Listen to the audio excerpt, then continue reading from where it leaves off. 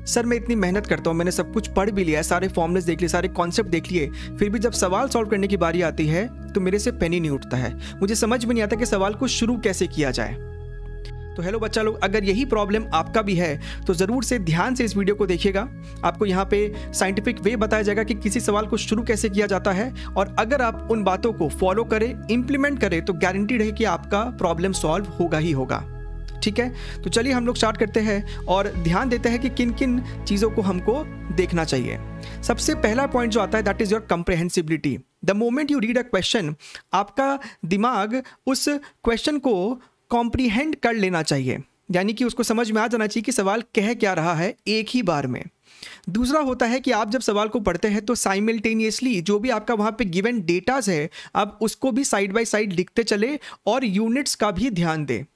तीसरा होता है यहाँ पे कि आप क्वेश्चन पढ़ने के बाद आइडेंटिफाई कीजिए कि वो क्वेश्चन किस कॉन्सेप्ट से पूछा गया है और कौन से फॉर्मूले की लगने की गुंजाइश है, वहाँ पे स्कोप है वहाँ पे। और चौथा सबसे इंपॉर्टेंट होता है दैट इज कि अगर क्वेश्चन में फिगर नहीं दिया है और रिक्वायरमेंट है तो आप फिगर को बनाएं, because the moment you make a figure आपको समझ में आ जाता है कि आपको आगे क्या करना चाहिए। And this also helps you to increase your reasoning skills. ठीक है, और यहाँ पे जो ये डेटा वाला पॉइंट है ये दोनों बेसिकली इंटरलिंक्ड है। कभी कभी डायग्राम में ही आपको प्रॉपरली मार्क करना होता है गिवन डेटास को, राइट? अच्छा, अब यहाँ पे इसके अलावा आपको एग्जाम्पल दिखाया जाएगा ताकि आप समझ सके कि what is I am trying to say. For example ये आपके सामने एक क्वेश्चन है। सवाल में हमसे क्या बोलता है, सवाल को पहले रीड करते हैं। सवाल में कहता है कि a car is travelling along a circular curve that has a radius 50 metre if its speed is 16 metres per second and is uniformly increasing at 8 meters per second square, determine the magnitude of its acceleration at this instant। ठीक है, तो सवाल पढ़ते के साथ हमको कुछ तो समझ में आ गया है कि जो कार है वो सर्कुलर मोशन में है और कार का यहाँ पे स्पीड भी जो है वो समय के साथ इंक्रीज करने वाला है। जब कार का स्पीड 16 मीटर्स पर सेकेंड है उस मोमेंट पे हमसे पूछ रहा है what is the magnitude of acceleration. तो सबसे पहले हमने क्या किया, हमने सवाल को पढ़ा, हमने सवाल को समझा, फिर हमने सवाल का एक फिगर बना लिया। ठीक है, आप देख सकते हैं कि कार का स्पीड जो है इस समय 16 मीटर्स पर सेकेंड है। अब आता है बात रीजनिंग का कि अब हमें आगे क्या करना है। The moment you do all this things आपको एक बात तो क्लिक हो जाता है कि कार के पास यहाँ पे एक टैंजेंशियल एक्सेलरेशन है क्योंकि कार का स्पीड चेंज हो रहा है and this 8 metres per second square must be it's tangential acceleration. ठीक है, अच्छा, दूसरा पॉइंट हमें यह भी क्लियर होता है कि क्योंकि कार हमारा सर्कुलर पाथ पे है तो कार के पास एक सेंट्रीपिटल एक्सेलरेशन भी होगा या फिर आप उसे रेडियल एक्सेलरेशन भी कह सकते हैं, जिसका फॉर्मूला होता है v²/r और इसका डायरेक्शन भी क्या होता है वो भी हमें पता होता है, towards the centre. The moment you understand all this things, आपने यहाँ पे फिर से एक चीज़ बनाया और आपको दिखता है कि इसके पास एक टैंजेंशियल है, इसके पास एक सेंट्रीपिटल है, लेकिन हमसे ये दोनों नहीं पूछा, हमसे तो पूछा है मैग्नीट्यूड ऑफ द एक्सेलरेशन, यानी कि रिजल्टेंट पूछ रहा है हमसे, और रिजल्टेंट जो होगा दैट इज √AC² + AT²। अब आपके पास AC का फॉर्मूला है v²/r, यहाँ पे लगाया आपको आंसर निकल के आ जाएगा। ठीक है, so this was the figure making, this was the reasoning and this is the execution. बढ़िया है, चलिए एक और सवाल देखते हैं। ठीक है, यहाँ पे सवाल टफ लेने का या इजी लेने का वो कोई ऑब्जेक्टिव नहीं है, सवाल को सोचना कैसे है, शुरू कैसे करना है और अंत तक कैसे लेके जाना है, that is the main target, right? Patiently इस टिप को फॉलो करेंगे तो आपको डेफिनेटली इंप्रूवमेंट दिखाई देगा।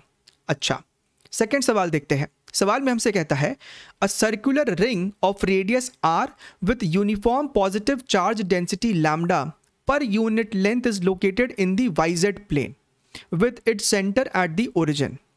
A particle of mass m and positive charge q is projected from the point √3r, 0,0 on the positive x-axis towards O with an initial speed v. Find the smallest value of speed v such that the particle does not return to capital P. अब इस सवाल में तो figure बनाना compulsory है, एकदम indispensable है। तो हमने सबसे पहले यहाँ पे XYZ 3 कोऑर्डिनेट बना लिया है और हमारा जो रिंग है वो जनाब YZ प्लेन में है। तो ये देखिए हमने किस तरीके से इसे YZ प्लेन में बनाया है। ठीक है, अब ये हमारा हो गया ओरिजिन, और हमारे पास जो एक और पॉइंट चार्ज है वो P पॉइंट पे है, √3r,0,0 यानी कि x एक्सिस पे है। तो ये रहा आपका चार्ज, और हमने इसे प्रोजेक्ट किया है towards left side, towards O with a speed v। अब इस रिंग के ऊपर भी आपको पॉजिटिव चार्ज है, हमें इस पॉजिटिव चार्ज की टोटल वैल्यू नहीं दी है, हमें कैपिटल Q नहीं दिया है, हमें दिया है लैम्डा। ठीक है, इन सब चीज़ों को आपको अपने दिमाग में रखना भी है। अच्छा, अब यहाँ पे हम लोग रीजनिंग करेंगे कि सवाल चाहता क्या है। आपको पहले ये एनालाइज करना होगा कि जब इस चार्ज को आप इधर लेफ्ट साइड प्रोजेक्ट करोगे तो इस पॉजिटिव चार्ज के रिपल्सिव फोर्स के कारण इसका जो स्पीड है वो समय के साथ डिक्रीज होगा। बढ़िया है। अब हमें बोला है कि भैया इसको जस्ट O पॉइंट तक पहुंचाना नहीं है, हम चाहते हैं कि ये दोबारा लौट के नहीं आए। ठीक है, so what is our analysis, अगर ये O पॉइंट को जस्ट क्रॉस कर जाता है तब इस रिंग के रिपल्सिव फोर्स के कारण ये लेफ्ट साइड ही मूव करता रहेगा। So our target is to make it reach point O। अब हमें यहां पे एक और चीज बोलता है smallest value of speed v। तो लिमिटिंग केस के लिए सॉल्व करेंगे, यानी कि हम यहां पे इसे इतना स्पीड देंगे कि ये O पहुंचते पहुंचते इसका स्पीड 0 हो जाए। So that is the analysis part. Target क्या है, Q must at least reach origin, और जब वो ओरिजिन पे पहुंचा है तो उसका स्पीड 0 हो जाए। यहाँ पे एक और बात हमको समझ में आता है कि भैया यहाँ पे इलेक्ट्रोस्टैटिक फोर्सेस ही है सिर्फ, यानी कि कंजर्वेटिव फोर्स है, यानी कि हम यहाँ पे एनर्जी कंजर्वेशन लगा सकते हैं। एक बार ये सब चीज़ें आपको समझ में आ गई तो आपने आइडेंटिफाई कर लिया कि ये electrostatics plus work energy power chapter से मिक्स क्वेश्चन है। आप यहाँ पे लगाएंगे energy conservation, initial kinetic, initial potential energy is equal to final kinetic and potential. तो काइनेटिक का फॉर्मूला आपको पता होता है, पोटेंशियल एनर्जी। अब जब चार्ज Q P पॉइंट पे है तो इसका पोटेंशियल एनर्जी कितना होगा, that is charge multiplied by इस रिंग के वजह से पॉइंट P पे जो पोटेंशियल होगा, that is Q into potential at point P। Right, similarly हमने यहां पे भी लिखा। अब इसका मतलब आपको V का फॉर्मूला पता होना चाहिए, तो एक रिंग के वजह से आपको फॉर्मूला होता है KQ upon √r² plus x², जहां पे capital Q is the total charge on this ring. बढ़िया है, तो आपने यहां पे लिख लिया, और x क्या है, तो भैया ओरिजिन से पॉइंट की दूरी। ठीक है, अच्छा सर, अब यहाँ पे आप इसे सिंप्लीफाई करेंगे, ये ऐसा आएगा। अब बात आता है कैपिटल Q, क्योंकि हमें आंसर लाना है लैम्डा के टर्म्स में, तो आपका कैपिटल Q क्या होगा, this is lambda what, charge density, charge per unit length. यानी कि अगर हम लैम्डा को इस रिंग के पेरीफेरी से मल्टीप्लाई कर देंगे तो हमें कैपिटल Q की वैल्यू निकल के आ जाएगी, that is lambda into 2πr। आप इसको सिंप्लीफाई करेंगे, आपको आंसर निकल के आ जाएगा। ठीक है, तो सवाल किसी बच्चे के लिए मुश्किल हो सकता है, किसी के लिए आसान हो सकता है, that is not the objective.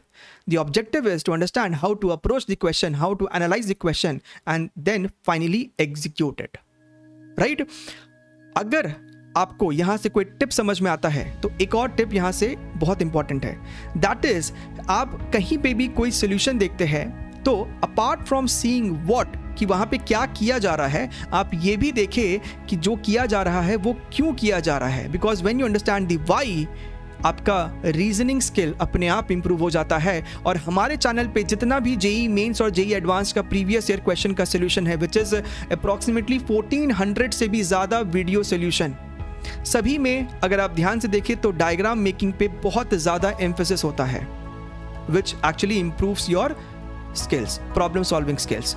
इन सभी PYQs का जो लिंक है वो यहाँ आपको मिलेगा under our gold mine link. Right, इस लिंक के ऊपर आप क्लिक करेंगे, आप सीधे इन सभी सोर्सेज तक पहुँच जाएंगे। ये लिंक आपको नीचे डिस्क्रिप्शन बॉक्स में भी मिलेगा और इस PDF में भी अटैच मिलेगा जो कि नीचे है आपको दिया हुआ। ठीक है, आई होप आपको ये पूरा पॉइंट समझ में आया है, और कमेंट सेक्शन में ज़रूर लिख के बताइएगा कि आप इस चीज़ को जानते थे, आप इस चीज़ को फॉलो करते थे इंट्यूटिवली, या आप भी इस प्रॉब्लम के शिकार थे। Take care, bye bye, see you soon.